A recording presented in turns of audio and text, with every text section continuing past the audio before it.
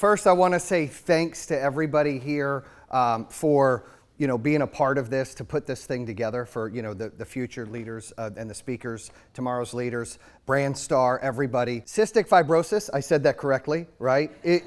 I didn't know a lot about it until a couple years ago. We've been a part of donating some money to different charities like that. And anytime that you can help or pay it forward, it's important. We get stuck in our own ways sometimes and we forget that people need help. People need to be taught things. People need to give back because it comes full circle. And what I'm going to talk about today is some of that. I've got a book out called Own Your Power. No BS, no excuses, the time is now. And I'm no different than a lot of you folks out there watching or listening to where you've had bumps in the road. You've had obstacles you've had to overcome. You've had deficiencies in your life, whether you were born poor or born rich, born without a mom or dad, or however your situation is.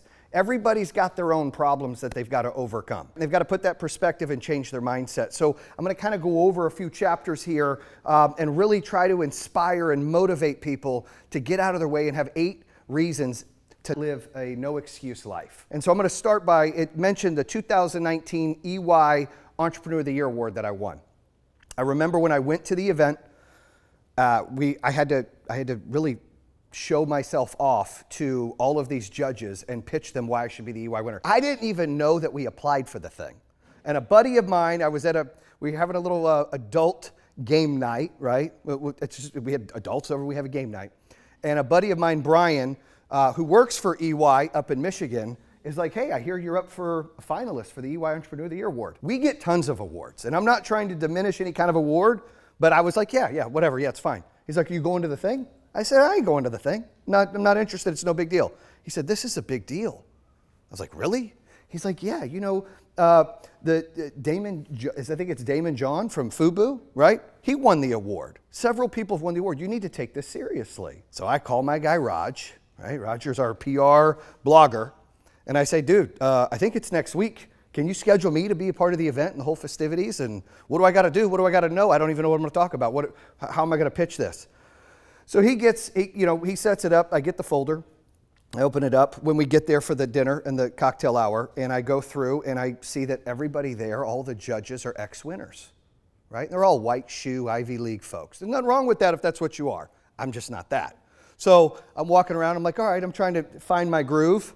And Chevy Arnold, who is over the entire thing for the Southeast, comes up and starts talking to me and Roger. And at the time, Zion Williamson was debating leaving Duke, this is 2019, and going MBA or not. And the Pelicans had the first pick. They ended up drafting him. But they said on there that he might go back to Duke. So I mentioned to Chevy and Roger, I said, hey, Zion Williamson said he might go back to Duke. She says, is that where you went to college? Before I could even think about it, I said, I didn't go to college. She said, oh. You're the one. So I was like, I'm the one what? You're one of the very few finalists ever that didn't go to college that's up here for an EY award that's built a business, right? And I'm like, I've got something. Makes me unique. It makes me different. Something I thought might have been a problem. Something that made me insecure in life. I had something that made me different to stand out. We talk about sheep. We talk about lions. How can I put this into my pitch to show them that I'm a lion, that I want to win? So that's what I did. I went in there and I had to talk to 10 judges and then go into another room, talk to 10 judges. And I told them why I should be the winner, because I bootstrapped, because nobody gave me anything, because I invested my whole life savings in building a business. Not once, not twice, but 3 times. That I didn't have the education. I had to learn from experience and do all those things. And when I left that meeting, Roger called me and said, how do you think it went? Usually 9 times out of 10, someone does an interview or they do something, they go, oh, I could have, I should have, I could have done that, I could have done. I dropped the mic. I said, there's nothing I could change. I should win. Fast forward, we go to the event. I'm a little nervous. We're at the table. They're showing a lot of philanthropy. We give over $1 million in philanthropy every year, right? Give it up for that because that's important. You got to give back, right? That's what this is about. But they weren't showing that on the video. They were showing my competitors having something else on the video. Like, them doing the philanthropy, us doing nothing but just building solar. And I was like, I looked to my wife, I said, I don't think I'm going to win. Like I thought I was going to win. Now I don't think I'm going to win. They called my name.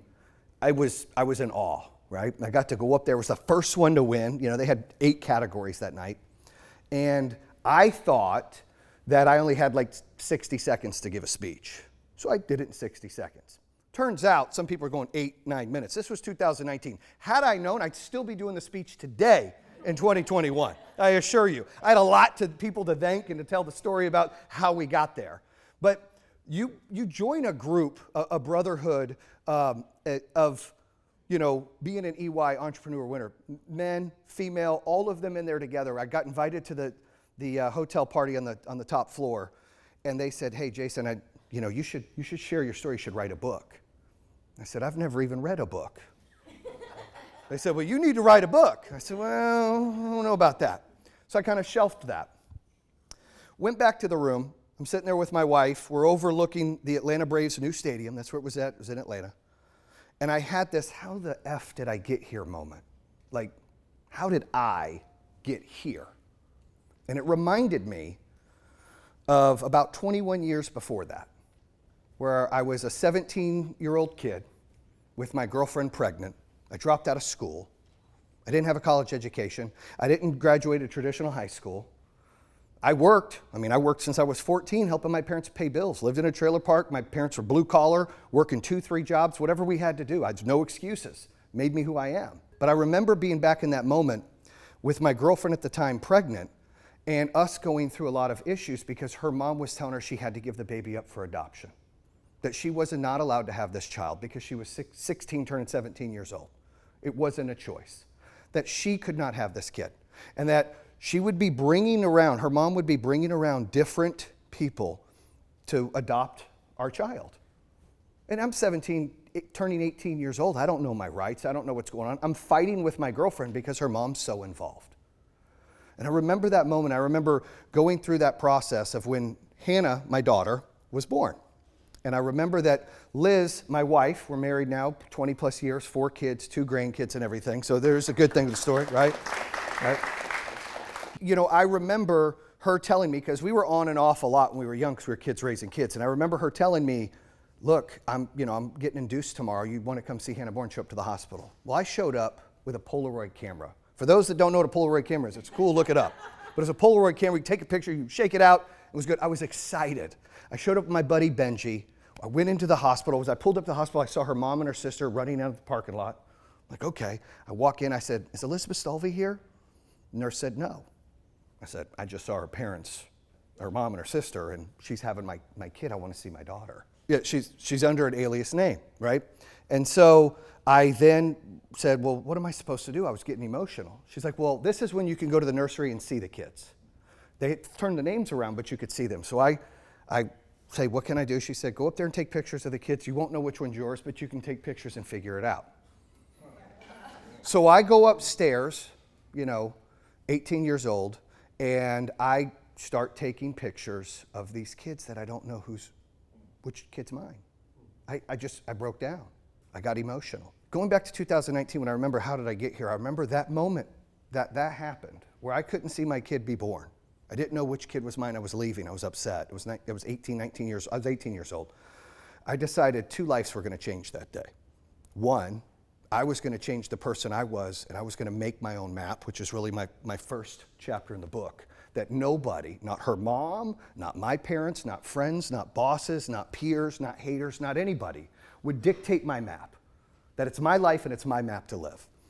And my daughter's life would change because I was going to be in her life and be the best I can be, regardless of what was going on. So I went and got a loan on my car that day and sued for joint custody. I was nervous her mom was going to force her to give the baby up for adoption and or call social services, which she threatened to do. Fast forward, I get to see my daughter for the first time 7 days later. That moment was a defining moment for me to really turn on and say, I have to control my own destiny. Now that's a personal time that's happened, but it's happened in business many, many times, where I've been at a crossroad where I've got to make a decision. Either I'm going to go right or I'm going to go left. And the problem we have as entrepreneurs, as people, is that we get stuck in the mud and we don't make a decision. And that's the worst thing you can do, because then you live with regret forever. But if you make a decision and you make your own map, you might not get the results you want, but you're going to learn from that. You're going to get more knowledge and experience. I told you, I didn't go to college. I tell this to people all the time. True story, I didn't know what EBITDA meant 4 years ago. I got a company that's going to do $800 million in revenue this year. I didn't know what EBITDA meant 4 years ago. That's as true as it could be. But I didn't have to, because I hired people smarter than me in different categories to help me grow and to elevate, and it could be part of what we're doing.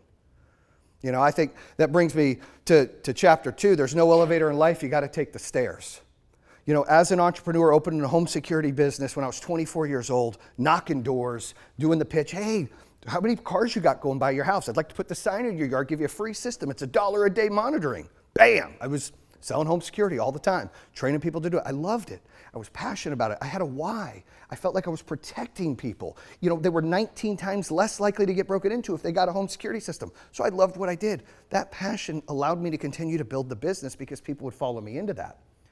But I was a young entrepreneur that thought I knew everything. I had to control everything. The problem is when we think we know everything or we think we're great at everything, we're really not great at all. And we have to realize that you can be great. Like, I feel like I'm great at like 2 things. And then I'm good at like 5. And then the rest I suck. And that's okay. That's okay, because that's how everybody usually is. And I think life and business are like puzzles. And so when I say there's no elevator in life, you got to take the stairs. You got to take the time to get the experience. You got to have enough humility and a way to put your ego aside and learn from other people and trust the process. Had somebody just told me a bunch of things and I didn't live through the experiences, I wouldn't be where I'm at today. You know, I didn't have to go to an Ivy League college. And nothing against the people that do, but I remember days where I was running a business early on and I was intimidated. I was bothered about that. Like, I wasn't as smart. That's kind of what we've instilled in our kids and we grew up with. If you don't go to college, you're a loser. That's not true. I mean, look it up. Most of your billionaires didn't go to college. That's what happens. I purposely do not force my kids to want to go to college. I don't put that on them where they feel they have to do that. I tell them, you got to find something that makes you happy. And learning the process, taking the stairs, getting that experience really builds that knowledge and experience up. I go to never be held hostage. You know, we talk about in life and in business, there are people in your life that hold you down. Could be a spouse, could be a sibling, could be somebody that works for you. You know, we talked earlier about having door knockers, and the problem when you're building a sales organization is sometimes you build your company around 1 or 2 top salespeople. And then they hold you hostage and say, you need to pay me more. I'm worth more, pay me more, or I'm going to leave. And then you're stuck compromising your morals in business or in life for somebody holding you hostage. Everybody who's been in business has experienced that before, and people in their personal lives have experienced it as well. Where you just feel like, you know, hey, because I'm blood related to this person, I have to have a relationship with them. You don't. You know, I've had bumps in the road with my family. I've had bumps in the road with my wife's family. But you got to draw the line. Being blood related to somebody doesn't entitle them to see your kids or entitle them to have a relationship with you. A relationship, a friendship, a partnership, that's mutual. You give and you take. It's beneficial for both. And a lot of times we allow and compromise our happiness, our energy, our morals, our belief in business and personal by being held hostage. It goes back to the map. If you're making your own map, you can't be held hostage. You can't let people dictate and handcuff you to be who you're intended to be, to have the relationships you want to have, to dictate where you're going to go. You know, the next chapter we talk about turn failure into fuel. I failed many times. I mean, I got a lot of awards. They never give me awards for going broke or not getting a paycheck for 2 years, right? When I did security, I was crushing it, right? I was building a business. Security was hot. It was, 2004 to like 2015. I was exploding. I was like, this is great. Did it in 2 companies. Sold it, made some money, and said, I'm going to get into solar. I love solar. Why? Because I can put a dent in this universe. I can make a difference in people's lives. I can create a way for people to own their power and not rent their power, right? A way for people to have energy independence and not just depend on everything else. And I got excited about that. So I opened a solar company, 2015. Did $3 million in sales, lost over $1 million. So the money I made from the home security business, which wasn't much, a little over a couple $1 million, stuck back in the business. Year 2, did $14 million in sales, still lost money. For 22 months, me and my partner didn't get a paycheck. Here I was building my career, organizations, running a security company, thinking I knew it all. Oh, I'm going to get into solar. I made money. I'm good. I got this house on Lake Norman on the water, $2 million house in a Trump neighborhood. Life is great. I'm going to do this solar thing. Well, life wasn't great. The end of 2015, I had to make a decision. I had 35 employees. I told you we did $3 million in sales. I had to make a decision if I was going to shut down. I was at a Disney trip that I probably shouldn't have went on. I prepaid for it before, didn't have the money to really go. I'm watching the kids have a good time. I'm getting irritated. Like, we should be using this money to fix the business. What am I doing? And I was getting upset. And I had to look at my wife and I said, look, I don't know what to do. This is the first time that I feel like I'm going to have to quit. I've got 34 employees. We're losing money. We're not getting paid. Everything I've worked for in my life is in this company. What do I do? She said, you got to pray about it. So I did. I woke up the next morning and I had this fierce attitude that I was going to kick the door in, fire everybody, and change the way it was going to do business, right?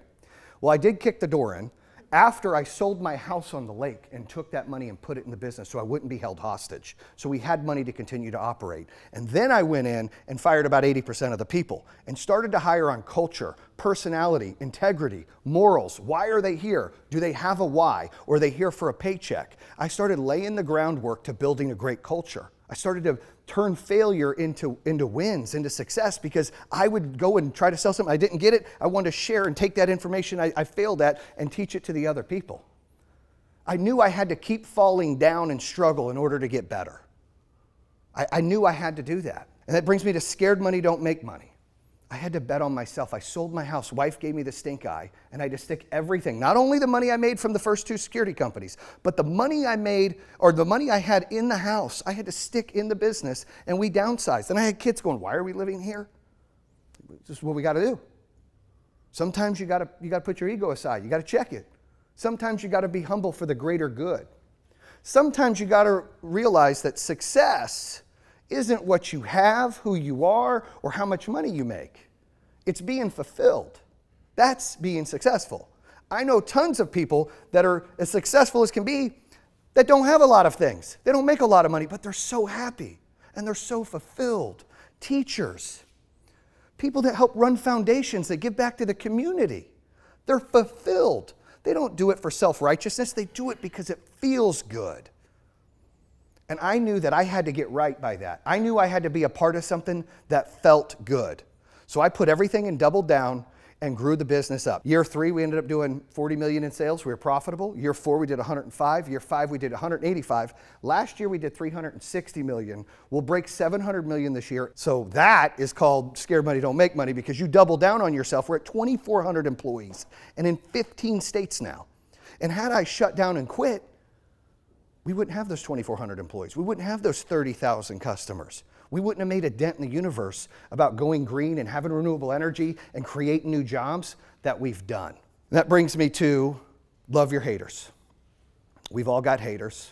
I love to talk about it. It's my favorite thing in the world. If there's anything sick about me that's twisted, it's that I love haters to tell me I can't and I won't. I mentioned my mother-in-law, right? She's now my mother-in-law, and I love her dearly. We got a good relationship. But I told you what she put me through early. And the relationship was rocky for years. But while I was struggling in the solar business in 16, after I was selling my house and putting that money in the business, my mother-in-law saw an opportunity and told my wife, hey, I'd like to invest in Jayson's company. So my wife came to me. My mom would like to put 100 grand in the company. Now, take in mind, I've already put like 3 million in the business. 100 grand ain't gonna do much. And she told me, and I said, heck no, I'd rather fall off a truck, get ran over 8 times. I don't want anything from your mom. There's not a chance. Heck no. I'm not doing it. No way. I'm out. Like, I want nothing from her. I'd rather drop dead, leave me alone. I don't want to do it. I was upset. She's like, really? I said, yeah, really. Like, I want nothing from her. I had this sickness because how they used to judge me. Her family used to judge me living in a trailer park, told me I could stick my feet outside the window and move my trailer. That's what they used to say. And I used to be like, can we really do that? Like, we could, it's pretty cool. I had this mentality. I would be in high school and people would make fun of me for wearing fake Tommy Hilfigers. And I was like, I hated feeling less than because of the money I had or where I grew up. Everyone can relate to that. Sometimes you feel less than. Maybe it's because of your gender or your race or where you live.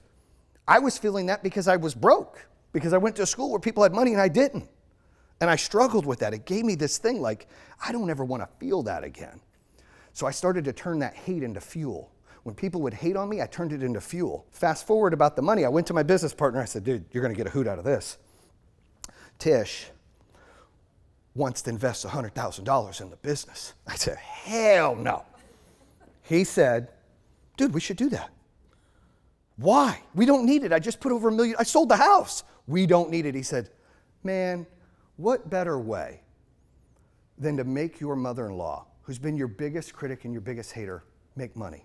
We won't even touch the money, Jayson. We'll put it in a different account. We never have to touch it. How awesome and sick would it be that you get her paid back? And I said, that's a great idea.